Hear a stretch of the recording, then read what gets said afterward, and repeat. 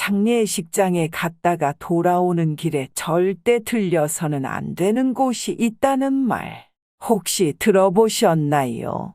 조문을 치르고 왔더니 갑자기 몸이 아프다던지 어지러움을 겪은 적이 혹시 있으신가요? 아무것도 모르고 행동하다 정말 큰일이 나는 수가 있습니다. 그래서 우리 조상들은 예로부터 이것 하나만큼은 제대로 지켰다고 하는데요.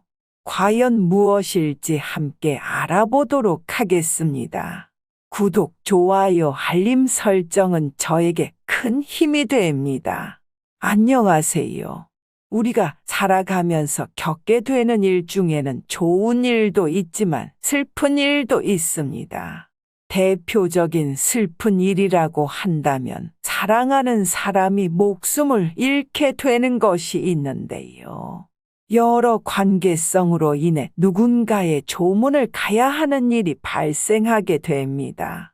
결혼과 같이 모두의 축하를 받는 자리라면 그 행사를 치르는 방법과 태도가 어떻든 크게 문제가 되지는 않지만 장례와 같이 슬픔을 나누는 자리에서는 조금 더 예민하고 주의 깊게 봐야 하는 것들이 있습니다.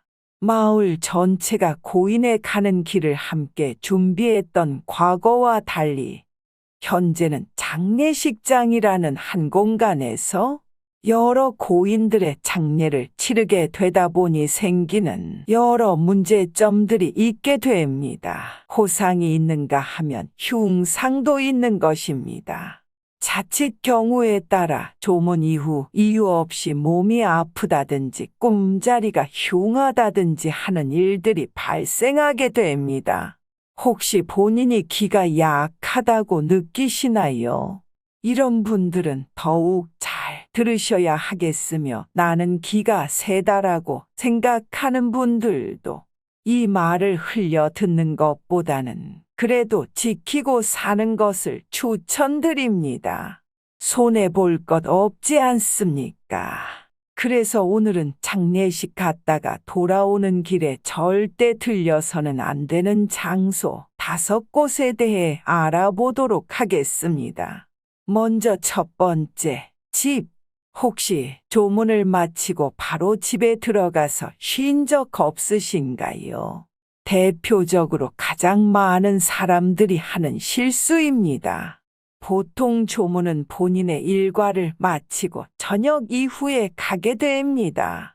피곤한 몸을 이끌고 조문을 마친 후 빠르게 귀가하고 싶은 마음에 바로 집으로 들어가게 되면 안 됩니다. 앞서 말씀드린 것처럼 내가 방문한 고인의 장례가 호상이었다고 할지라도 같은 장례식장을 사용하고 있는 어떤 누군가는 흉상일 수도 있는 것입니다. 흉상은 보통 사람들의 기대 수명과는 달리 더 먼저 목숨을 잃은 것을 말하므로 고인 스스로와 가족들의 슬픔은 이루 말할 수가 없습니다. 경우에 따라 본인의 꿈을 미처 다 펼쳐보지도 못한 고인의 원한이 아주 강한 음기가 되어 기가 약한 분들에게 안 좋은 영향을 미칠 수가 있습니다. 조문 후에는 집으로 바로 들어가지 말고 많은 사람들의 활기가 넘치는 장소로 이동하여 안 좋은 기운들을 떨쳐내야 합니다. 대표적인 장소로는 번화가, 마트, 식당, 카페 등이 되겠습니다. 이 중에서도 집 주변에 종교시설이 있다면 믿음 여부와 관계없이 잠깐이라도 들러서 마음으로 기도하고 오시는 것을 추천드립니다. 조문을 한 당사자는 아무렇지 않게 생각하여 집으로 왔을 때 만일 집에 있는 구성원 누군가가 기가 약하다면 그 안 좋은 기운이 가족에게 전가될 수도 있습니다. 그래서 보통 장례식장을 다녀온 이후에 집에 들어갈 때는 현관 밖에서 소금을 몸에 뿌리고 들어가게 되는 것입니다. 두 번째, 사업장. 일을 하다가 바쁜 와중에 잠깐 시간을 내어 조문을 하러 가신 적 있으신가요? 이럴 때는 바쁘다 보니 조문을 마친 후 바로 사업장으로 이동하는 경우도 있습니다.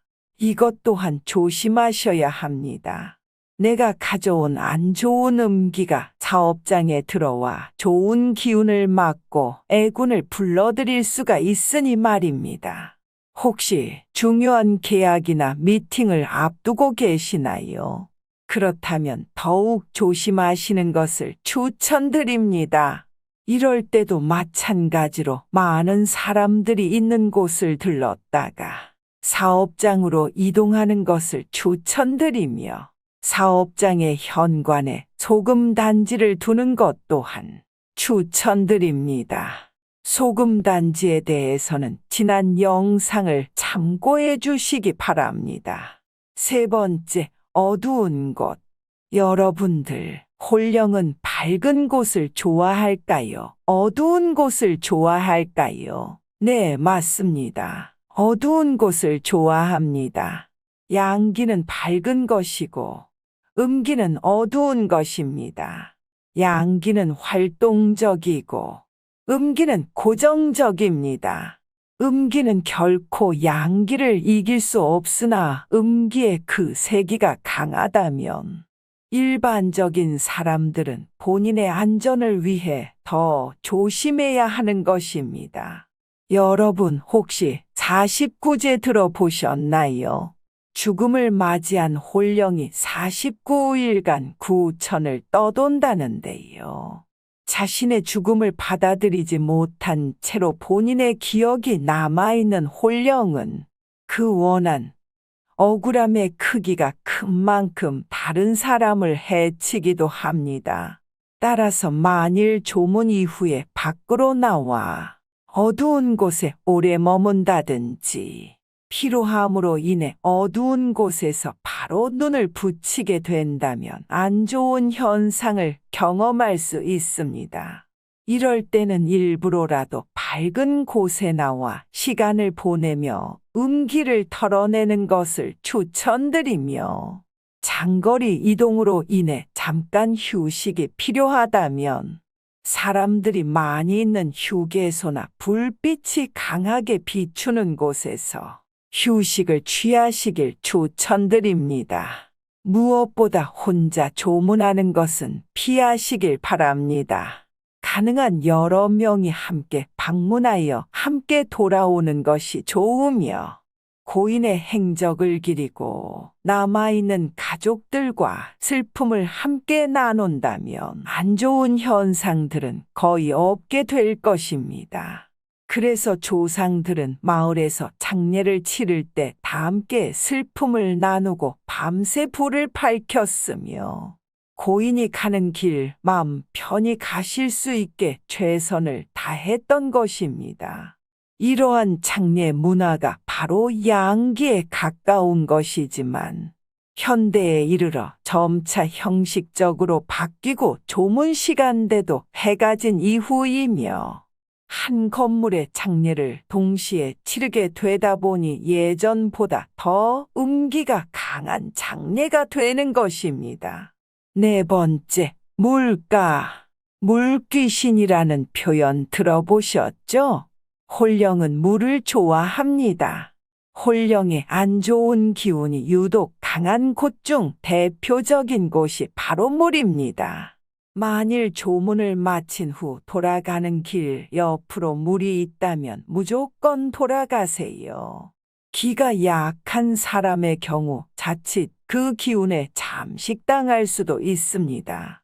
정신 차려보니 내가 깊은 물 속으로 들어가고 있더라 하는 말은 한두 사람의 말이 아닌 것입니다. 다섯 번째, 산. 보통 옛날 이야기들 보면 산에서 귀신을 보았다는 말을 쉽게 찾을 수 있습니다. 구체적으로 정확하게 말씀을 드리자면 산에 있는 나무입니다. 요즘에는 잘 쓰이지 않는 표현이지만 상을 치르고 나서 나무 밑으로 가지 말아라라는 말이 있습니다. 억울함과 원한으로 가득한 홀령의 경우 반드시 나무를 찾게 되며 그 나무를 지배하여 기가 약한 사람들을 해치고 괴롭히는 일이 생기게 되는 것입니다. 산에 올라가면 비슷한 장소여도 온기가 느껴지는 곳이 있는가 하면 이상하게 기분이 나쁘고 음산한 곳도 있는 것 느껴보지 않으셨나요? 조문 이후로 가로수와 같이 한두 그루 있는 곳을 가는 것은 무관하겠지만 숲이나 산과 같은 곳을 굳이 갈 필요는 없겠습니다. 누군가는 이러한 것을 두고 미신이다라고 말하겠지만 과학적으로 설명할 수 없는 수만 가지 현상들이 현존하는 것입니다. 홀령이 이 생에 사람들에게 여러 가지 모양으로 영향을 미쳐왔기에 오늘날 장례, 제사, 문화 등이 존재하는 것이죠. 솔직히 장례식장에 혼자 갔다가 바로 집에 들어와서 불 끄고 잠만 잘 자는 사람들도 있습니다. 그러나 모든 사람들이 다 기가 센 것은 아니죠. 이왕이면 남들이 다 하지 말라는 것은 하지 않는 것이 더 윤택하게 사는 데 있어 도움이 될 것입니다. 오늘은 장례식장에 갔다가 돌아오는 길에 절대로 들려서는 안 되는 장소 5곳에 대해 알아보았습니다. 주변 지인들에게도 이 영상을 공유해 주셔서 애군을 막고 행운을 누리는 윤택한 삶을 사셨으면 좋겠습니다. 구독, 좋아요, 알림 설정은 저에게 큰 힘이 됩니다. 감사합니다.